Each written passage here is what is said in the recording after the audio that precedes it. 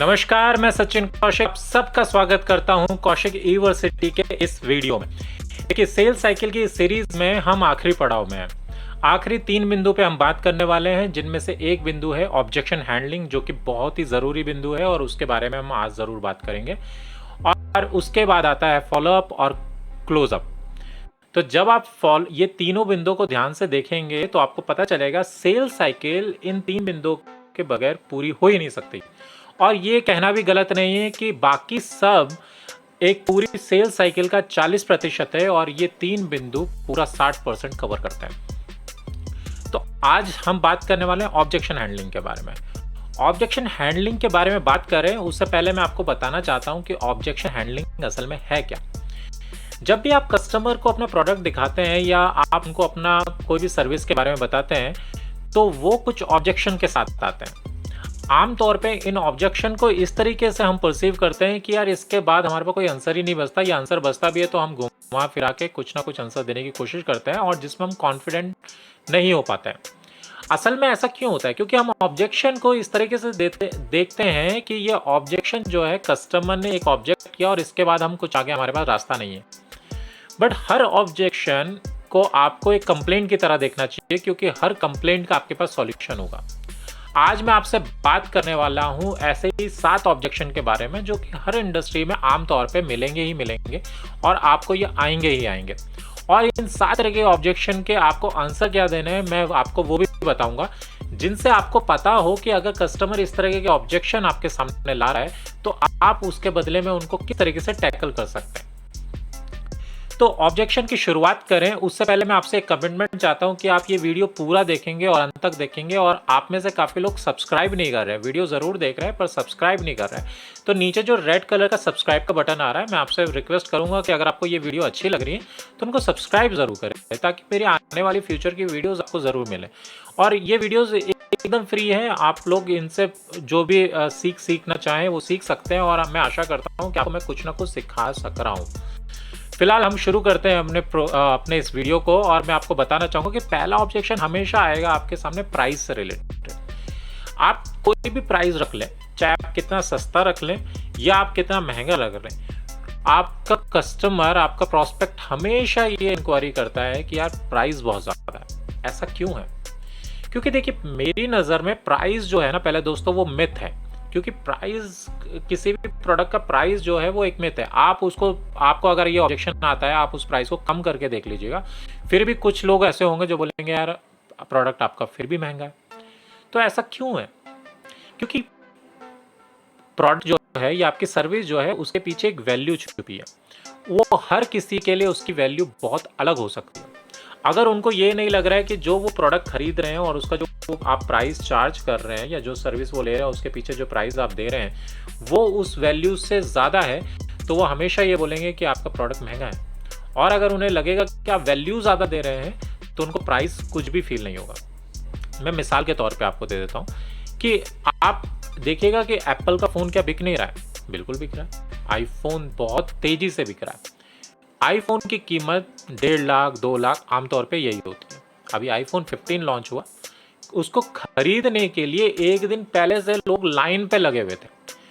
तो 2 लाख का प्रोडक्ट ले पा रहे हैं, पर आप उन्हीं लोगों को बोलिएगा कि यार आपके लिए ना जिम की मेंबरशिप है जो कि 5,000 रुपये की है। 5,000 रुपये में आप पूरा महीना आप वहाँ पे जिम कर सकते हैं और अपनी सेहत को अच्छा कर सकते हैं। तो यकीन मानिएगा, आधे से ज़्यादा लोग बोलेंगे बहुत महंगा है, 5,000 2,000 में मिल जाता है, 5,000 में बहुत महंगा और हमको करना नहीं है। तो अब आप बताइए कि प्राइस क्या सही में कंसर्न था उनके लिए? नहीं।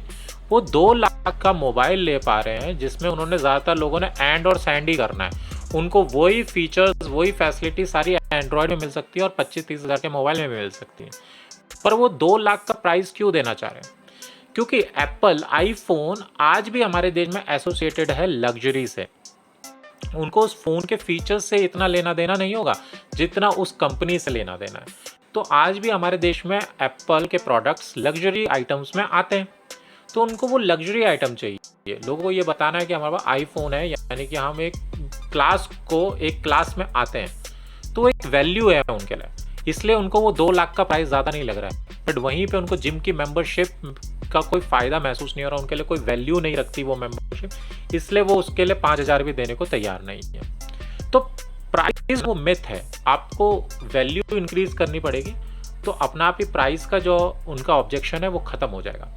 फिर भी आपके सामने अगर प्राइस का ऑप्शन आ रहा है, ऑब्जेक्शन है कि यार आपका प्राइस बहुत महंगा है, तो आप उनको क्लियर बोलिए। देखिए, पहले तो आपको प्रॉस्पेक्ट से किसी भी चीज़ के लिए डिनाई नहीं करना है, आपने ना नहीं बोलना है। हमारे हिंदुस्तान में वैसे भी बोला जाता है कि जो कस्टमर है ना वो भगवान है, तो आप भगवान का भी झूठ नहीं बोल सकते, तो आपको उनकी हर बात से हाँ बोलना है, क्योंकि जैसे ही आप उनसे डिसएग्री करेंगे, आपका कॉन्फ्लिक्ट वहीं शुरू हो जाएगा, वो आपकी सही बात को भी आपका प्रॉस्पेक्ट सुनेगा नहीं। तो बिल्कुल उनको बोलिए, जी हाँ, बिल्कुल सर, आप सही कह रहे हैं, इसका प्राइस बहुत ज़्यादा है। ऐसा ही मुझे भी लगा था, जब मैंने ये प्रोडक्ट पहली बार देखा था, मुझे भी इसका प्राइस बहुत ज़्यादा लगा था। और इसी तरीके से उन लोगों को भी ज़्यादा लगा था जिन्होंने ये प्रोडक्ट को यूज़ किया और उसके बाद उनको इसकी वैल्यू समझ में आई, और इनसे जो उनको फ़ायदे हुए वो इसकी कॉस्टिंग के मुकाबले अब उनको कम लगता है। बट हाँ, स्टार्टिंग में इसका प्राइस सबको ज़्यादा लगता है, और मैं भी मानता हूँ ज़्यादा है, बट इसके पीछे ये चीज़ें वैल्यू हैं, और वो आपको ज़रूर अच्छी लगेंगी। आपने क्या करा, उनके इस ऑब्जेक्शन को एलिमिनेट नहीं करा कि ये प्राइस में ज़्यादा नहीं है, बिल्कुल ज़्यादा है सर, बिल्कुल ज़्यादा है, बट इसके पीछे एक वैल्यू भी है, और हमारे जिन भी प्रॉस्पेक्ट ने इनको यूज़ करा उनको भी शुरू में ऐसा ही लगा, बट अब उनको इसकी वैल्यू समझ में आती। तो आपने एक तरह से ऑब्जेक्शन को दूर करा। बट वो इसके बाद बोल सकते हैं कि देखिए, दूसरा ऑब्जेक्शन आमतौर पे क्या आता है कि जो सर्विस आप दे रहे हैं वही सेम सर्विस XYZ कंपनी भी दे रही है और आपसे सस्ते में दे रही है, तो मैं आपके साथ क्यों करूं, मैं आपसे प्रोडक्ट क्यों लूं, मैं आपसे सर्विस क्यों लूं। बिल्कुल सही ऑब्जेक्शन है। देखिए, हर किसी को तो सस्ते में चाहिए ना, तो आपके साथ क्यों आएगा। तो आप उनसे पूछिए कि सर, मैं भी आपकी बात से एग्री करता हूँ, अगर आपको कहीं पे फ़ायदा मिल रहा है तो आपको बिल्कुल वहीं से लेना चाहिए, बट सर क्या मैं एक सवाल पूछ सकता हूँ। वो बोलेंगे हाँ जी पूछिए। सर आप एक बात बताइए कि मान लेते कि सब कुछ सेम है, प्राइस भी सेम है, जितने में वो दे रहे हैं उतने में हम दे रहे हैं, तो आप के साथ काम करना चाहिए, आप किन की प्रोडक्ट यूज़ करना चाहेंगे, आप किन की सर्विसेज यूज़ करना चाहेंगे। तो आमतौर पर 90% टाइम आपका प्रॉस्पेक्ट यही बोलेगा कि मैं आपके साथ करना चाहूँगा, और जो 10% लोग हैं जो ये बोलेंगे कि नहीं मैं फिर भी उन्हीं के साथ करूँगा, तो उनको बोल सकते हैं सर बिल्कुल सर, फिर अगर आपको वहाँ पे फ़ायदा महसूस हो रहा है तो आप जा सकते हैं। पर मैं बात कर रहा हूँ 90% लोगों की जो ये बोल रहे हैं इस समय कि वो आपके साथ करना चाहेंगे, तो उनसे पूछिए सर क्यों करना चाहेंगे, कारण क्या है। वो बताएंगे कि आपके अंदर XYZ क्वालिटी है, तो उनसे बोलिए सर और कुछ। वो बोलेंगे सर आपके पास ये भी चीज़ है, तो बोलेंगे और कुछ। तो फिर वो बोलेंगे सर ये है। जब उनके सारे आपके लिए जो आंसर्स हैं वो ख़त्म हो जाए, सब जब वो आपकी सारी क्वालिटी बता दें, तो तब उनको बोलिए सर ये सब चीज़ें हमारे पास हैं, ये सब चीज़ें उनके पास नहीं है, इसलिए हमारे जो प्रोडक्ट की या सर्विस की कॉस्टिंग है वो इसलिए ज़्यादा है। ठीक है, तो उनका क्या हुआ कि आपने उनको डिनाई नहीं करा कि नहीं वो दे रहे हैं, कम में दे रहे हैं, अच्छी बात है सर दे रहे हैं, बट हम क्यों ज़्यादा में दे रहे हैं, ये खुद प्रॉस्पेक्ट ने अपने मुंह से आपको बताया। ये प्रॉस्पेक्ट खुद अपनी तरफ से बोल रहा है कि आपके पास ये एक्स्ट्रा चीज़ें हैं, तो जब आपके पास ये एक्स्ट्रा चीज़ें हैं इसलिए तो वो महंगा है, तो ये प्रॉस्पेक्ट कभी भी उस चीज़ को मना नहीं कर सकता कि नहीं फिर मैं आपसे नहीं लूँगा, क्योंकि वो उनके खुद के थॉट्स हैं, उन्होंने खुद ने बताए हैं, उन्होंने खुद ने उस बारे में सोचा है। एक प्रॉस्पेक्ट ये बोल सकता है कि यार उस सारा आपका प्लान देखा, आपकी सर्विस देखी, और उसके बाद बोला कि मैं आपको सोच के बताता हूँ। तो देखिए, ये प्रॉस्पेक्ट ना आपसे पल्ला छुड़ाना चाह रहा है, क्योंकि जो ऑब्जेक्शन होते हैं वो दो तरीके हैं, एक होता है जेन्युइन, एक होता है अनजेन्युइन। तो जेन्युइन हो सकता है कि प्राइस ज़्यादा लग रहा है उसे, वो जेन्युइन है, पर मैं सोच के बताता हूँ ये कोई जेन्युइन नहीं हुआ। क्यों? क्योंकि जेन्युइन ऑब्जेक्शन इसलिए नहीं है क्योंकि अगर आपका प्रोडक्ट सही में सब कुछ बढ़िया है, उसे अच्छा भी लग रहा है, सब कुछ अच्छा लग रहा है, तो क्या सोचना है उसने। कोई भी अच्छा डिसीजन के लिए कभी सोचेगा। अगर मैं आज आपको बोलूँ कि आपको ये काम करना है और उसके बदले में 10 करोड़ रुपए मिलेंगे, तो अगर वो काम लीगल है, सही है, तो आप क्या वेट करोगे उसके लिए? नहीं करोगे, आप अभी काम कर दोगे।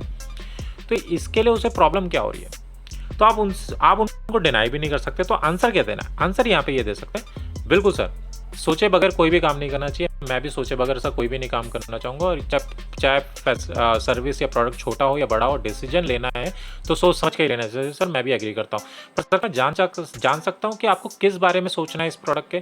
क्या ये प्राइस है? आप उनको खुद से बोलिए, क्या ये सर प्राइस है या प्रोडक्ट में कुछ और है। इससे क्या हुआ कि आपने कस्टमर से पूछा सर प्रॉब्लम कहाँ आ रही है, वो असल में सोचना क्या चाह रहा है वो आपको खुद बताएगा कि मैं प्राइस ज़्यादा लग रहा है या कम लग। अगर वो बोलते प्राइस ज़्यादा है तो सर वहाँ के प्राइस का ऑब्जेक्शन है ना, तो वहाँ पे आप देख सकते हैं कि हम इनको इसी प्राइस में कोट कर सकते हैं, या प्राइस में हम कुछ मैनिपुलेशन कर सकते हैं, या उनके लिए ईएमआई प्रोग्राम ला सकते हैं। मतलब ये आपके प्रोडक्ट पे डिपेंड करेगा, आपकी फैसिलिटीज़ पे डिपेंड करेगा, बट एटलीस्ट आपको पता चल गया उनका ऑब्जेक्शन कहाँ है। क्योंकि अगर उनको आपको ये पता ही नहीं होगा कि उनको ऑब्जेक्शन कहाँ है, तो आप आंसर किसको देंगे? सोच के बता दो कोई जेन्युइन ऑब्जेक्शन नहीं है, जैसा मैंने आपको बताया। तो आपको ये पता चलेगा कि एक्चुअल में ऑब्जेक्शन क्या है, उनको प्रोडक्ट में कोई प्रॉब्लम आ रही है, या उनको प्राइस में प्रॉब्लम आ रही है, या कोई दूसरी प्रॉब्लम है, तो वो आपको यहाँ पे क्लियर हो जाती है। एक और चीज़ आपके प्रोस्पेक्ट जनरली आपसे बोलते होंगे कि यार ठीक है, आपका प्रोडक्ट बहुत अच्छा है, आपकी सर्विस बहुत अच्छी है, बट मेरे को ना मेरी वाइफ से पूछने दीजिए, या मेरे को मेरी फैमिली मेम्बर से पूछने दीजिए, मैं उनसे एक बार बात कर लेता हूँ, फिर मैं आपको आंसर देता हूँ। बिल्कुल ऐसा बोलते हैं, जेन्युइन इशू है। कई बार लोग डिसीजन खुद नहीं ले सकते हैं, अपने घर वालों से पूछना है, अपनी वाइफ से पूछना है, अपने स्पाउस से पूछना है, किसी से भी जाना। तो उनको आप आंसर क्या दे सकते हैं? उनको आप ऐसा बोल सकते हैं, बिल्कुल सर, बिल्कुल सही कह रहे हैं सर, और अगर आप भी मेरी तरह हैं तो आपकी वाइफ को पता होगा कि आप एक डिसीजन लेने जा रहे हैं, और आपकी वाइफ भी आपका पूरा सपोर्ट करते होंगे। वो बोलेंगे हाँ जी बिल्कुल सपोर्ट करते हैं सर। और अगर आप भी मेरी तरह हैं तो आपने भी अपनी वाइफ या फैमिली को ये बता के ये काम करने नहीं आए होंगे। हाँ जी बिल्कुल सही कह रहे हैं। तो सर क्या मैं ये जान सकता हूँ कि आपकी वाइफ और आपकी या फिर आपकी फैमिली अगर आपको सपोर्ट करती है तो क्या आपको वो कोई भी राइट डिसीजन लेने से रोकेंगे? वो कहेगा नहीं, क्यों रोकेंगे? तो सर मैं ये पूछना चाहता हूँ, अगर आप उनसे इस बारे में डिस्कस करेंगे, जब आप जैसा आप कह रहे हैं कि आप उनसे डिस्कस करेंगे, और अगर प्रोडक्ट उनको बिल्कुल सही लगा, तो क्या वो आपको मना करेंगी? नहीं, क्यों मना करेगी? वो तो मतलब मेरा राइट डिसीजन होगा तो वो मना क्यों करेगी? तो सर मैं जान सकता हूँ कि अगर वो मना नहीं करने वाले, तो आप इस प्रोडक्ट, और आपका डिसीजन राइट है, तो आप इस प्रोडक्ट को अभी क्यों नहीं लेना चाहते हैं? देखिए आपने क्या किया, उनके दिमाग से ऑब्जेक्शन हटा दिया कि आपका डिसीजन राइट नहीं है, और अगर डिसीजन राइट है तो वाइफ मना नहीं करने वाली, फैमिली मना नहीं करने वाली, तो अगर राइट डिसीजन है तो आप अभी ले लीजिए ना।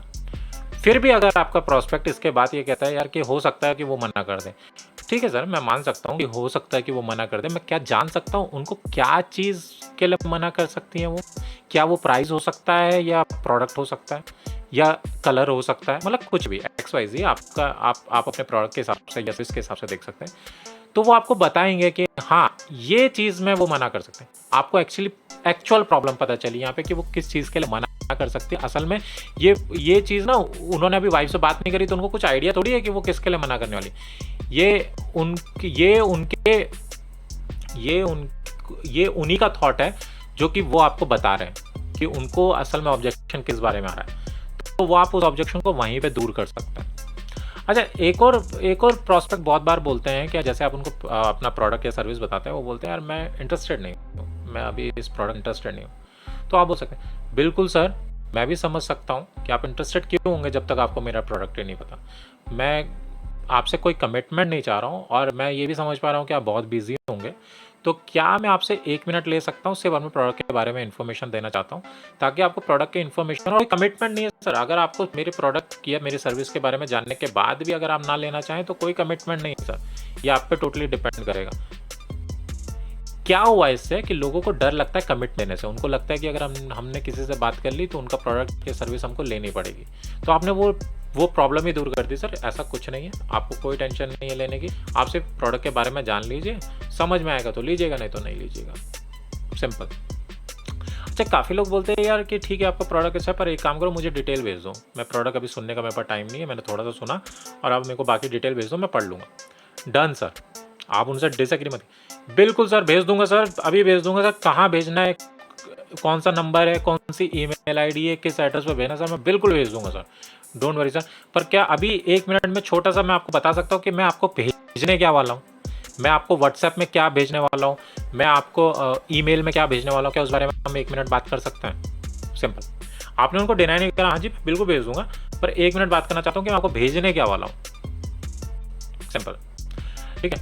अच्छा, कई बार बोलते हैं यार I am not a decision maker कोई और है, मैं सिर्फ सुन लेता हूँ पर कोई और ले।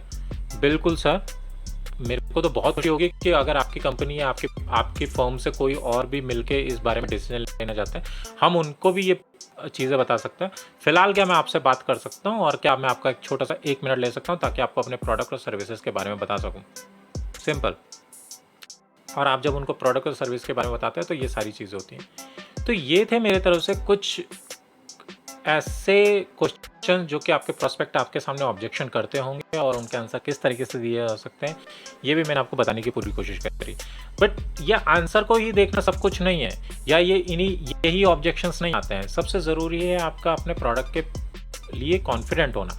अगर आपको खुद को पता होगा कि आपका प्रोडक्ट अच्छा है, जेन्युइन है, उसकी वैल्यू है, तो आप भी उसी कॉन्फिडेंस से वो प्रोडक्ट, वो सर्विसेज सामने रख सकते हैं। जब तक आपको इनर ऑब्जेक्शन रहेगा ना, आपको खुद को ऑब्जेक्शन रहेगा, तब तक आप कस्टमर के ऑब्जेक्शंस को दूर नहीं कर सकते। तो पहले आप ये देखिए कि आपके प्रोडक्ट की सही में वैल्यू है कि नहीं है, वो वैल्यू दूसरे को दे रहा है कि नहीं दे रहा है। क्योंकि देखिए हिंदुस्तान में बहुत मशहूर है कि गंजे को भी कंघी बेच देनी है। पर गंजे को कंघी बेचनी क्यों है? क्योंकि कंघी उसके लिए कोई वैल्यू नहीं रखेगी। उसको बिप दीजिए ना, उसको नकली बाल लगवाइए, हेयर ट्रांसप्लांट करने की सर्विसेज दीजिए, ये उनके लिए वैल्यू रखेगी और ये बेचना ईजी भी है। तो ये आप इस तरह के गिमिक में मत फंसिए कि हम गंजे को कंघी बेच देंगे, ये कर देंगे। तो आप, ये गलत सलाह है। मैंने शुरू में ही बोला, आपकी सलाह जेन्युइन होनी चाहिए, वैल्यू प्रोवाइड करनी चाहिए, आपका प्रोडक्ट बिकेगा। तो आप ये थॉट के साथ मत लीजिए कि हम किसी को भी कुछ भी बेच देंगे। जो उसको एक्चुअल में नीड है और आपका प्रोडक्ट अगर उसकी नीड फुलफिल करता है, उन्हीं को अपना प्रोडक्ट दीजिए और आप उसमें कॉन्फिडेंट भी शो करेंगे, अपने आप पे कॉन्फिडेंस भी रखेंगे। आशा है मेरी इस वीडियो से आपको कुछ सीखने को मिला होगा। पर फिर भी ये वीडियो जेनेरिक फॉर्म में होती हैं, ये सबके लिए कुछ ना कुछ, मैं हर फील्ड के लोगों के लिए, हर तरीके की इंडस्ट्री के लोगों के लिए मैं कुछ ना कुछ इसमें डालने की कोशिश करता हूँ। फिर भी आपके कुछ ना कुछ अपने व्यक्तिगत सवाल होंगे, आप स्पेसिफिक नीड के बारे में कुछ जानना चाह रहे होंगे, तो उसके लिए आप मेरी वेबसाइट विजिट कर सकते हैं, वहाँ से अपनी कंसल्टेंसी कॉल बुक कर सकते हैं। नहीं तो आप चाहें तो नीचे दिए गए लिंक के द्वारा भी अपनी कंसल्टेंसी कॉल बुक कर सकते हैं। मैं मिलता हूँ आपसे अगले वीडियो में, तब तक के लिए जय हिंद।